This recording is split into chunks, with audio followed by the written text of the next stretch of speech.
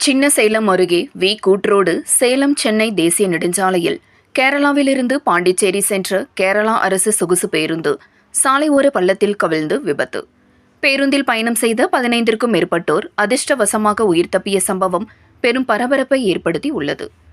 கள்ளக்குறிச்சி மாவட்டம் சின்னசேலம் அருகே உள்ள கூட்ரோடு சேலம் சென்னை தேசிய நெடுஞ்சாலையில் கேரளாவிலிருந்து 15க்கும் மேற்பட்ட பயணிகளை ஏற்றுக்கொண்டு கூட்ரோடு வடலூர் நெய்வேலி வழியாக பாண்டிச்சேரி சென்ற கேரளா அரசு சொகுசு பேருந்து கூட்ரோடு பகுதியை கடக்கும் பொழுது ஓட்டுநரின் கட்டுப்பாட்டை இழந்த சொகுசு பேருந்து சேலம் சென்னை தேசிய நெடுஞ்சாலை சாலை ஓரமாக உள்ள பள்ளத்தில் கவிழ்ந்து விபத்துக்குள்ளானது.